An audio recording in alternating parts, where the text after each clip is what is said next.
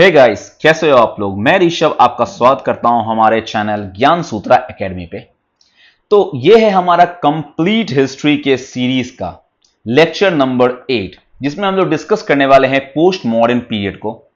इस सीरीज का हमारा मेन पर्पस है कि आपको एग्जामिनेशन जैसे कि एसएससी, रेलवेज या स्टेट एग्जामिनेशन जैसे कि बीपीएससी, यूपीपीसीएस, इन सब एग्जामिनेशन के लिए हम लोग तैयार कर पाए आपको।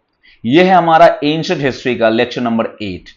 इससे पहले मैंने 7 लेक्चर लिए हैं और 7 लेक्चर के साथ ही साथ मैंने अगले लेक्चर में आपको पीवाईक्यूज भी करवाए हैं इन लेक्चरों के।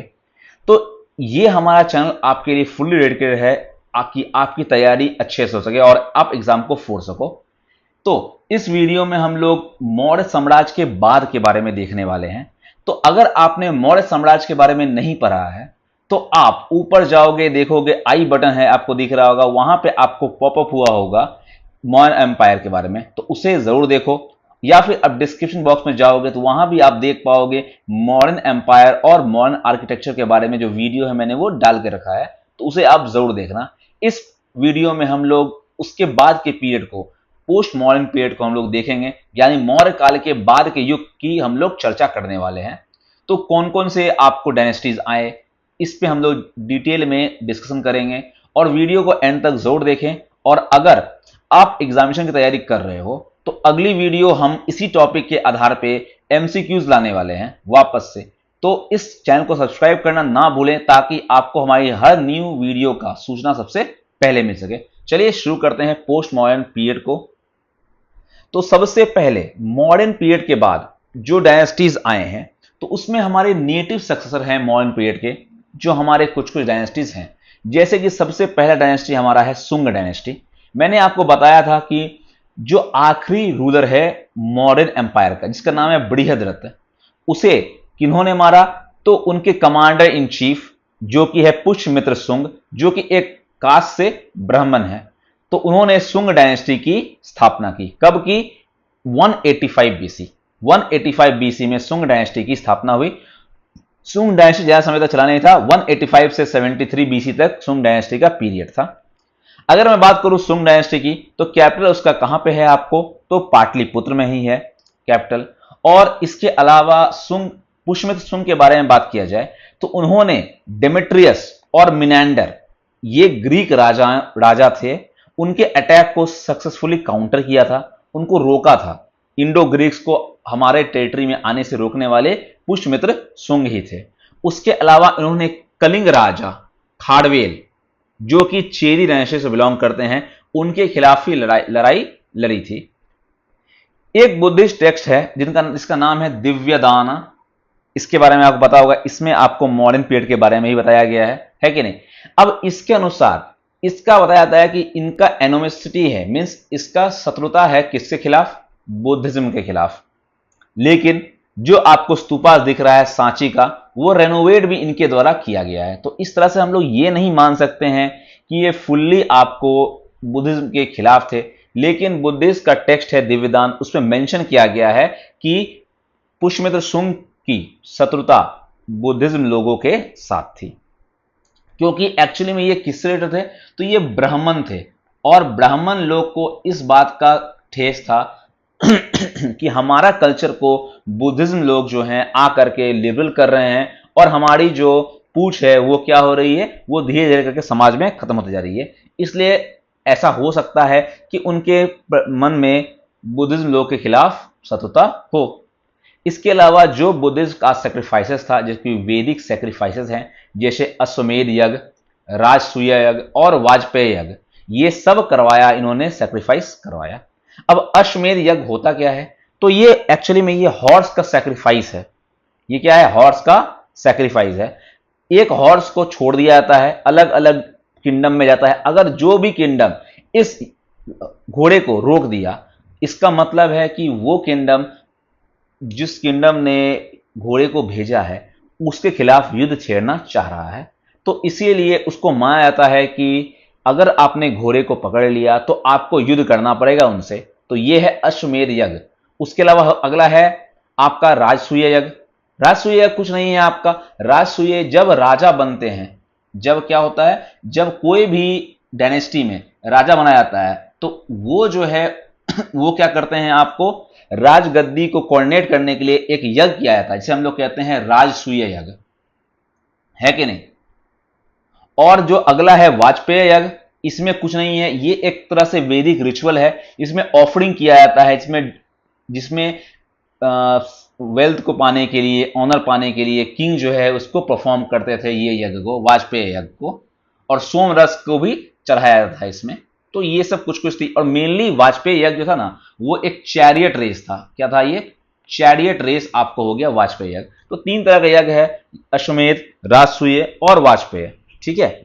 तो अब हम लोग बात करने वाले हैं किसके बारे में, कि वो जो है उनके दरबार में एक संस्कृत ग्रामेरियन जिनका नाम आपने सुना होगा, जो कि है पतंजलि, जिन्होंने क्या लिखा, जिन्होंने लिखा है आपको महाभाष्य। ये बुक का नाम आपको ध्यान रखना है कि पतंजलि के द्वारा लिखा गया है महाभाष्य। एक संस्कृत हमारे ग्रामेरियन थे पतंजलि, ओके। तो ये इन्हीं के समय थे। इसके बाद इनका बेटा आया जिनका नाम था अग्निमित्र। पुष्यमित्र का शुंग के बाद उनका बेटा आया अग्निमित्र शुंग, जो कि आपको हीरो भी हैं। एक कालिदास का एक ड्रामा है जिसका नाम है मालविका अग्निमित्रम। ये मालविका और अग्निमित्र की प्रेम कहानी है। तो इस पे ये कहानी के नायक भी कौन है, आपको अग्निमित्र ही है। तो ये बात आपको ध्यान रखना है। उस और आखिरी रूलर जो सुंग डायनेस्टी का था वो था देवभूति। कौन थे? देवभूति, जिनको किसने मारा? उन्हीं के मिनिस्टर वासुदेव कनवा ने मारा। किसने मारा? वासुदेव कनवा ने मारा। कण्व डायनेस्टी के बारे में हमें उतना जानना नहीं है। कण्व डायनेस्टी ने रूल किया 73 बीसी से लेकर 28 बीसी तक, बस इतना आप जान लो काफी है, ओके। तो क्या क्या हमने पढ़ा है इसमें, मेन हमें बातें जो याद रखनी है। तो भाई मौर्यन डायनेस्टी के आखिरी रूलर बृहदत्त को मार के सुंग डायनेस्टी की स्थापना हुई, पुष्यमित्र सुंग ने की। कैपिटल इसका है पाटलिपुत्र में। इन्होंने ग्रीक राजा जैसे कि डेमेट्रियस और मिनेंडर के खिलाफ आपको सक्सेसफुली उनके अटैक को रोका था। इनके लड़ाई जो है आपको खारवेल से हुई थी, जो कलिंग के राजा थे। इसके अलावा इनकी दुश्मनी थी आपको बुद्धिज्म के खिलाफ, लेकिन इन्होंने कुछ कुछ रेनोवेशन काम करवाया था आपको सांची स्तूप में। इन्होंने वैदिक आपको सेक्रीफाइसेस कराई थी, जैसे अश्वमेध यज्ञ, राजसूय यज्ञ और वाजपेय यज्ञ। इनके दरबार में संस्कृत ग्रामेरियन थे जिनका नाम था पतंजलि, जिन्होंने बुक लिखा है महाभाष्य, जो संस्कृत ग्रामर की एक पुस्तिका है कि नहीं। और इनके पतंजलि के ही गुरु कौन थे? आपको पाणिनि, है कि नहीं। पाणिनि उनके गुरु थे।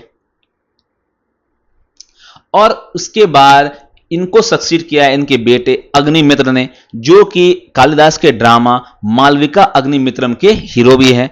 आखिरी जो सुंग डायनेस्टी के थे वो थे देवभूति, और देवभूति को मारा था वासुदेव कण्व ने, और कण्व डायनेस्टी की फाउंडेशन किया था। लेकिन कण्व डायनेस्टी ज्यादा समय तक चल ही नहीं पाया। लगभग 50 साल का इसका टेन्योर था। 73 बीसी से लेकर 28 बीसी तक कण्व डायनेस्टी आपका था। इसके बारे में उतना इंफॉर्मेशन है नहीं और हमें जानकारी रखने की जरूरत नहीं है। चलो आगे बढ़ते हैं हम लोग। सातवाहन डायनेस्टी। तो सातवाहन डायनेस्टी लगभग 60 बीसी से लेकर 225 एडी तक आपको चली थी सातवाहन। अब सोर्सेस क्या है? तो भाई इंस्क्रिप्शन है नाने घाट केव्स का, पुणे में नासिक केव और कार्ले केव्स। इसमें इंस्क्रिप्शन दिखते हैं सातवाहन डायनेस्टी के। पुराण में सातवाहन को आइडेंटिफाई किया है आंध्र के द्वारा, इसलिए बोलते हैं आंध्र सातवाहन। ये मेंशन है पुराण में, लेकिन पुराण में आंध्र के बारे में चर्चा है, सातवाहन के बारे में चर्चा नहीं है। अब ऐसा माना जाता है कि सातवाहन ही आंध्र है और आंध्र ही सातवाहन है, ठीक है। सातवाहन जो ये टर्म है ये आपको आया है प्राकृत वर्ड से, जिसका मतलब होता है सन गॉड्स चैरियट, सूर्य भगवान का रथ। इसका मतलब होता है सातवाहन, क्योंकि 7 जो आपको घोड़े थे वो किसके किनके इसमें थे? तो सूर्य भगवान के रथ में आपको 7 घोड़े थे, तो सातवाहन उन्हीं के वर्ड से आता है। अब इनका 2 कैपिटल इन्होंने रखा, एक रखा था प्रतिष्ठान और एक रखा था अमरावती। तो आपको ये याद रखना है, सातवाहन का 2 कैपिटल प्रतिष्ठान और अमरावती। जब अपने जनित पे थे, जब ये अपने टॉप पोजीशन पे थे, तो इनके अंडर आपको महाराष्ट्र, आंध्र प्रदेश का कुछ पार्ट, तेलंगाना और कुछ पार्ट गुजरात का, कर्नाटका का और मध्य प्रदेश का भी कुछ पार्ट आपको इनके अंडर था। तो ऑलमोस्ट मिड जो आपका मिडिल इंडिया है, डेक्कन पार्ट हो गया और सदर्न पार्ट हल्का हो गया, ये पूरा एरिया जो है ये सातवाहन कंट्रोल में था। इसके फर्स्ट रूलर का नाम था सिमुक। ये आपको ध्यान रखना है, बिल्कुल ध्यान रखना है। इससे क्वेश्चन आते हैं आपको कि पहले रूलर कौन थे आपको सातवाहन के। तो पहले रूलर थे आपको सिमुक, और उसके बाद उनके भाई कान्हा आए थे राजगद्दी पे। तीसरा रूलर जो थे उनका नाम था सतकर्णी वन, जिन्होंने टाइटल लिया था दक्षिण पथपति। दक्षिण पथपति बोला गया था सतकर्णी वन को। उसके अलावा जो इनके ग्रेटेस्ट रूलर थे सातवाहन के, वो थे गौतमी पुत्र सतकर्णी। अब इससे क्या देखते हो आप? इससे ये देखते हो कि एक ट्रेडिशन है गौतमी पुत्र मींस माता के नाम पे। तो ये समाज ऐसा हो सकता था कि ये मातृ सरात्मक हो, दैट मींस मैट्रियार्कल हो, है कि नहीं। और इन्होंने गौतमी पुत्र सतकर्णी ने बहुत सारे शाका रूलर को और क्षत्रिय रूलर को हराया। उन्होंने एक शाका रूलर जिसका नाम है नाहपना, नाहपना एक शाका रूलर थे, उनको हराया और अपने नाम पे सिल्वर कॉइन्स, उनको हराने के बाद अपने नाम पे गुदवाए थे। ठीक है, अपने नाम पे सिल्वर कॉइन्स उन्होंने गुदवाया था। अब उनकी माता का नाम था गौतमी बालाश्री, और उनका नाम जो गौतमी पुत्र भी है इसी तरह से पड़ा। और एक ट्रेडिशन है इनका, मतलब ऐसा माना जाता है कि एक ट्रेडिशन है सातवाहन में कि रूलर का नाम अपनी मां के नाम पे रखा जाएगा। जैसे इसके बाद रूलर आए आपको, उनका नाम था वशिष्ठ पुत्र पुलमयी। तो वशिष्ठी पुत्र, वशिष्ठी भी उनकी माता का नाम था, और वशिष्ठी के पुत्र पुलमयी जो थे उसके बाद के रूलर थे। अब देखो ये गौतमी पुत्र सतकर्णी ऑलमोस्ट आपको देखा जाए तो ये आपको 23वें रूलर के आसपास थे, आपको 23rd 24th रूलर के आसपास थे ये। और बहुत सारे रूलर्स आए, 27 रूलर कम से कम आए, और सेकंड सेंचुरी एडी तक आते आते सातवाहन का रूल डिक्लाइन किया। और इसके बाद बहुत सारे डायनेस्टी जैसे इक्ष्वाकु डायनेस्टी, कदम डायनेस्टी, वकाटक डायनेस्टी, उन जगह पे उन्होंने रूल करना स्टार्ट किया बाद के समय में। अब आगे है चेदी डायनेस्टी। ये एक छोटा डायनेस्टी था जो कि कलिंग को रूल करता था, कलिंग को। जहां पे क्या किया था अशोक ने कलिंग वॉर किया था। कब किया था? तो 261 बीसी में किया था। याद रखिएगा, अपने कितने में साल में? अपने कोऑर्डिनेशन के 8वें साल में उन्होंने ये युद्ध किया था। ये याद रखना है आपको, ओके। अब इस डायनेस्टी के बारे में हमें बस एक सोर्स है जो कि ये हाथी गुम्फा इंस्क्रिप्शन। अब इसके रूलर जो चेदी के रूलर थे, एक रूलर का नाम था खाड़वेला, जो इस रूलर के सबसे मेन रूलर थे और तीसरे रूलर थे इस डायनेस्टी के।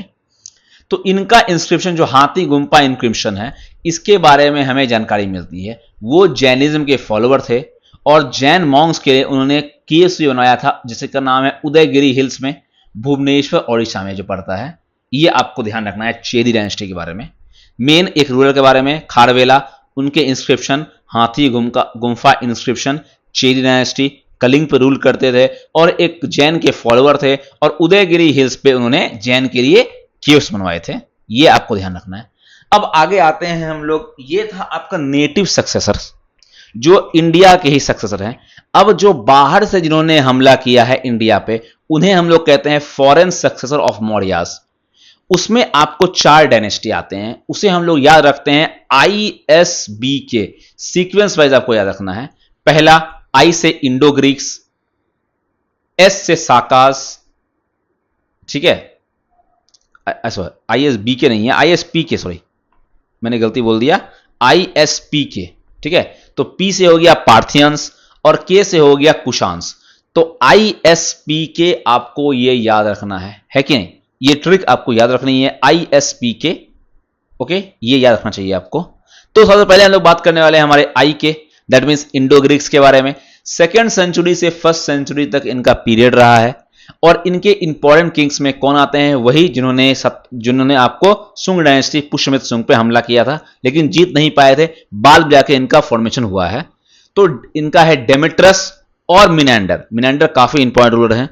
इंडो ग्रीक किंगडम में इंक्लूड होता है आपको गांधार रीजन और वेस्टर्न पंजाब रीजन, जो आपका नॉर्थ वेस्ट इलाका है, गांधार अफगानिस्तान का और वेस्टर्न पंजाब रीजन। ये पहले आपको डायनेस्टी थे जिन्होंने इशू किया है गोल्ड कॉइन्स। अगर मैं आपसे बात करूं सबसे पहला कौन है गोल्ड कॉइन्स को इशू करने वाले, तो वो थे आपको इंडो ग्रीक्स। लेकिन सबसे प्योरेस्ट फॉर्म कौन है?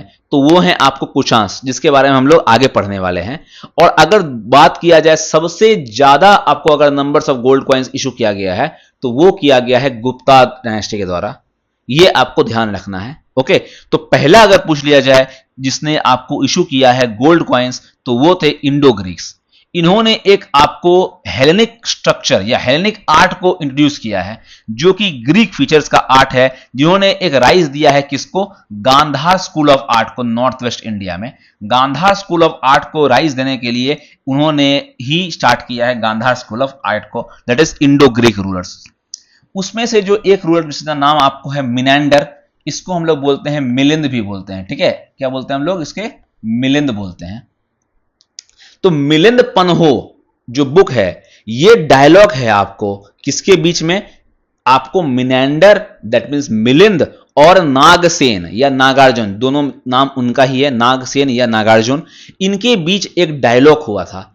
और नागसेन से उन्होंने पूछा कि ये दुनिया क्या है, मैं कौन हूं, तो उन्होंने उन्हें ऐसा समझाया उसके बारे में कि तुम कोई नहीं हो, तुमको युद्ध से क्या मतलब है, इस तरह समझाया गया उनको कि वो जो है वो बाद में बुद्धिज्म को फॉलो करने लगे और बुद्धिज्म को फैलाने के लिए भी उन्होंने बहुत सारा काम किया। तो ये आपको था नागसेन के द्वारा उनका मीटिंग, जिसके बारे में आपको मिलिंद पन्हो में लिखा हुआ है। ओके, अगला डायनेस्टी के बारे में बात करते हैं हम लोग। ISPK, आई से इंडो ग्रीक्स, एस से साकाज या स्कितियंस, इंडो स्कितियंस या साकाज। ये 1 सेंचुरी से लेकर 4 सेंचुरी एडी तक आपको रूल किए थे। और मेनली इनका रूल जो है ये आपको स्टार्ट होता है इंडो ग्रीक्स के रूलर के डिक्लाइन के बाद। 1st सेंचुरी से इन्होंने, साकाज ने इन्वेट किया नॉर्थ वेस्ट इंडिया पे, और जिस कारण से इंडो ग्रीक रूलर्स का डिक्लाइन होना स्टार्ट हो गया। इनके 5 ब्रांचेस थे, 5 ब्रांचेस थे, ये याद रखना है आपको, अलग अलग पार्ट्स ऑफ इंडिया में। लेकिन जो वेस्टर्न इंडिया के रूलर थे, वेस्टर्न जो मेनली गुजरात के, उनका ही रूल सबसे ज्यादा समय तक रहा है, जो 4th सेंचुरी एडी तक रहा है। बाकी सब जगह खत्म हो गया रूल। और उनको हम लोग जो वेस्टर्न इंडिया में था, उनको हम लोग बोलते हैं वेस्टर्न क्षत्रप। क्या बोलते हैं हम लोग, वेस्टर्न क्षत्रप बोलते हैं, ये याद रखिएगा। क्षत्रप भी आपको शाकास को ही बोलते हैं। बहुत सारे हिस्टोरियंस के अनुसार जो फर्स्ट रूलर थे उनका नाम था चस्ताना। क्या था, चस्ताना। और सबसे इंपॉर्टेंट रूलर जो है वो है रुद्रदमन। रुद्रदमन 130 से लेके 150 एडी तक, जिन्होंने गुजरात और मालवा, ये वही इलाका है वेस्टर्न क्षत्रप का, वेस्टर्न इंडिया का, है कि नहीं। और इनका जो मेजर आपको सोर्स मिलता है इंफॉर्मेशन का, वो है आपको जूनागढ़ इंस्क्रिप्शन। अब इस जूनागढ़ इंस्क्रिप्शन में आपको बताया गया है कि सुदर्शन लेक का रिपेयर के बारे में। और सुदर्शन लेक के इस इंस्क्रिप्शन के अनुसार सुदर्शन लेक जो है वो पुष्यगुप्त के द्वारा बनाया गया था, जो कि गवर्नर है किसके, चंद्रगुप्त मौर्य के। ठीक है, तो इसका मतलब इस जूनागढ़ इंस्क्रिप्शन से हमें यह भी पता चलता है कि चंद्रगुप्त मौर्य जो हैं वो लगभग आपको पूरे तरीके से पूरे इंडिया पे रूल कर रहे हैं, और वेस्टर्न इंडिया तक उनका रूल है, क्योंकि उनके द्वारा ही बनाया गया है सुदर्शन लेक, उनके गवर्नर के द्वारा, पुष्यगुप्त के द्वारा। रुद्रदमन ने टाइटल लिया है महाक्षत्रप। महाक्षत्रप ये टाइटल लिया है किसने, रुद्रदमन ने।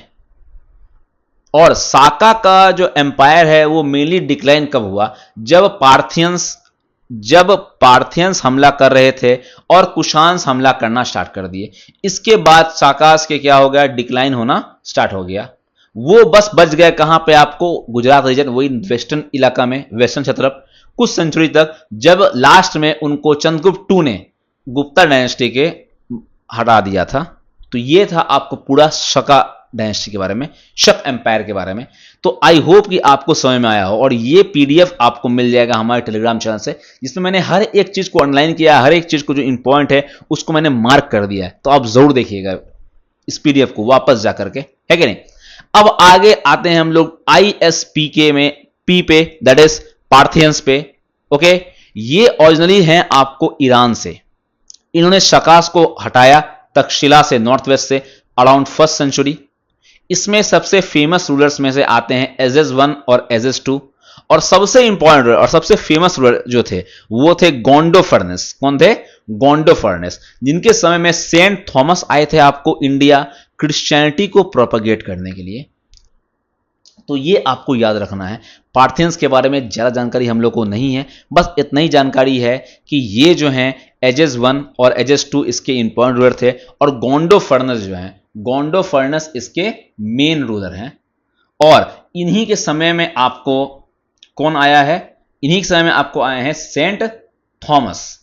ठीक है, तो इसके बारे में हमें इतना ही जानकारी पर्याप्त है। तो हमने अब देख लिया 3 डायनेस्टी के बारे में हमने देख लिया। अब हम आगे बढ़ेंगे किसके बारे में? हम आगे बढ़ेंगे कुषाण। ISPK में आखिरी dynasty that is Kushan dynasty. First से लेकर के आपको सेंचुरी से लेकर 3rd सेंचुरी एडी तक इनका रूल रहा है कि नहीं? और ये पार्ट हैं आपको यूइची ट्राइब के आपको पार्ट हैं जो कि रोम कर रहे थे चाइना से सेंट्रल एशिया, और 1st सेंचुरी के आसपास ये मूव करना स्टार्ट कर दिए इंडिया की तरफ। शाकास को हराया और पार्थियंस को हराया और अपना गद्दी को यहां पे स्थापित किया, है कि नहीं? फर्स्ट कुषाण रूलर का नाम था कुजुल कैटफिशेस। काफी बार पूछा गया है क्वेश्चन। कुजुल कैटफिशेस जो हैं वो पहले रूलर थे आपको किसके? कुषाण डायनेस्टी के। उसके बाद उनके बेटे जिनका नाम है वीमा कैटफिशेस। ठीक है, वीमा कैटफिशेस आपको ये याद रखना है। उन्होंने एक्सपेंड किया और टेरिटरी, और डिवोटी थे लॉर्ड शिवा के, और गोल्ड कॉइन्स भी इन्होंने इशू किए थे। ठीक है, ये इन्होंने इशू किए थे गोल्ड कॉइन्स भी। अच्छा, फर्स्ट रूलर जो आपका ये थे कुजुल कैटफिशेस। और अगर मैं बात करूं पार्थियंस के फर्स्ट रूलर के बारे में, फर्स्ट रूलर ऑफ पार्थियंस के बारे में, तो वो थे अर्सेक्स 1। ठीक है, अर्सेक्स 1 या एजेस 1। ठीक है, ये आपको याद रखना है। चलो, वीमा कैटफिशेस सेकंड नंबर के रूलर थे आपको वीमा कैटफिशेस। और उसके बाद एक इंस्क्रिप्शन है राबातक इंस्क्रिप्शन, जिसमें बोला गया है कि कनिष्क जो हैं वो सन है वीमा कैटफिशेस के, और इसके बाद वो 3rd रूलर बने हैं। इस क्वेश्चन पे ही डिस्प्यूट हुआ था इस बार के आपको SSC के एग्जामिनेशन में। तो क्वेश्चन क्या था कि कनिष्क जो है वो किस नंबर के रूलर हैं, और ऑप्शन में था 3rd, 4th, 5th और 6th। तो आंसर इस ऐसे तो अगर देखा जाए एनसीईआरटी के अनुसार तो आंसर क्या होगा? Option number A that is 3rd। पहले कुजुल कैटफिशेस, तब वीमा कैटफिशेस, और तब कनिष्का। और आंसर उन्होंने दे दिया था 4th। फिर बाद में इस क्वेश्चन पे डिस्प्यूट हुआ, और इसको एक्चुअली में सही अगर माना जाएगा, तो इससे पहले MTS एग्जाम में भी आया था, उसमें SSC ने खुद माना था कि 3rd नंबर के रूलर थे। कौन? आपको कनिष्क। तो ये याद रखिएगा, क्योंकि एक इंस्क्रिप्शन है राबातक इंस्क्रिप्शन, उसमें बोला ही गया है कि वीमा कैटफिशेस के पुत्र हैं कनिष्क, और इन्होंने राजगद्दी को संभाला। और अगर बात किया जाए, इनको माना जाता है greatest ruler of ancient India, one of the greatest ruler of ancient India, है कि नहीं? इनका एम्पायर पूरा गंगा यमुना दोआब रीजन में, पंजाब में, कश्मीर में, parts of Pakistan, Afghanistan, central Asia और चाइना तक फैला हुआ था इनका 2 कैपिटल था। एक था आपको पुरुषपुर जो कि प्रेजेंट डे पेशावर है, और एक था मथुरा। कनिष्क ने रूल किया है 78 से लेके 101 AD तक, और इनको हम लोग बोलते हैं सेकंड अशोका। ये पॉइंट याद रखना, सेकंड अशोका किसको बोलते हैं? तो हमें बोलते हैं कनिष्क को। इन्होंने एक संवत का भी स्टार्ट किया जो कि 78 AD में, जिसे बोला गया है शक संवत। और हमारा जो गवर्नमेंट ऑफ इंडिया है वो इसी कैलेंडर को यूज करता है, शक कैलेंडर को यूज किया जाता है। कनिष्क जो है वो ग्रेट पैटर्न थे आपको महायान बुद्धिज्म के। तो आपको पता है कि बुद्धिज्म के 2 पार्ट हैं, महायान और हीनयान, है कि नहीं? तो इसलिए महायान के जो आपको पैटर्न है वो कौन है? आपको कनिष्क हैं। और जो आपको चौथा बुद्धिस्ट काउंसिल हुआ था जो कुंडलवन कश्मीर में हुआ था, ये भी कनिष्क के समय में ही हुआ। और इसमें कौन थे आपको उनके काउंसलर्स? तो वो थे आपको वासुदेव एंड अश्वघोष। ये आपको ध्यान रखना है। वासुमित्र और अश्वघोष जो हैं इसके आपको चेयरपर्सन थे। और कहां हुआ था? कुंडलवन कश्मीर हुआ था, चौथा बुद्धिस्ट काउंसिल। अब कनिष्क कोर्ट में बहुत सारे स्कॉलर्स थे, जैसे कि अश्वघोष, वासुमित्रा, चरक कौन है? चरक संहिता वाले, है कि नहीं? चरक संहिता मेडिसिन के लिए काफी फेमस है बुक। अगला है नागार्जुन, पार्श्व एटसेट्रा, और भी बहुत सारे हैं। गांधार स्कूल जो आर्ट है वो फ्लरिश हुआ था इनके समय में, गांधार स्कूल ऑफ आर्ट। अगर आपको याद रखना है कि गांधार स्कूल कहां किस समय फ्लरिश हुआ है, तो ये फ्लरिश हुआ है आपको कुषाण के समय में, है कि नहीं? कुषाण ने प्रोपगेट किया है बुद्धिज्म को, सिल्क रूट के अनुसार। सिल्क रूट उस समय खुल गया था, अशोक ने पहली बार सिल्क रूट को इनॉग्रेशन किया था और इससे कनेक्शन हुआ था उनका चाइना और सेंट्रल एशिया को। कुषाण ने इशू किया था बहुत सारे gold coins of high quality, मैंने आपको थोड़ी देर पहले बताया। अगर बात किया जाए पहला गोल्ड कॉइन्स तो इंडो ग्रीक्स, अगर बात किया जाए gold coins of higher quality, highest quality, तो वो होते थे कुषाण्स। और इनका इंपॉर्टेंट पार्ट जो है, ठीक है, वो सिल्क रोड है जो कनेक्ट करता है चाइना को यूरोप से।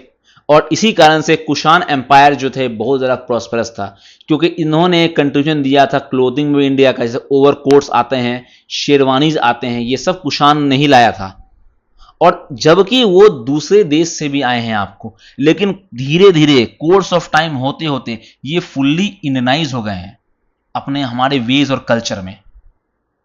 और जब डिक्लाइन हुआ आपका सिल्क रोड का, तो कुषाण एम्पायर भी डिक्लाइन होना स्टार्ट हो गया। 232 एडी तक आखिरी रूलर जो थे आपको कुषाण के, वो थे वासुदेव। और उसके बाद एम्पायर डिसइंटीग्रेट हो गया और एम्पायर खत्म हो गया।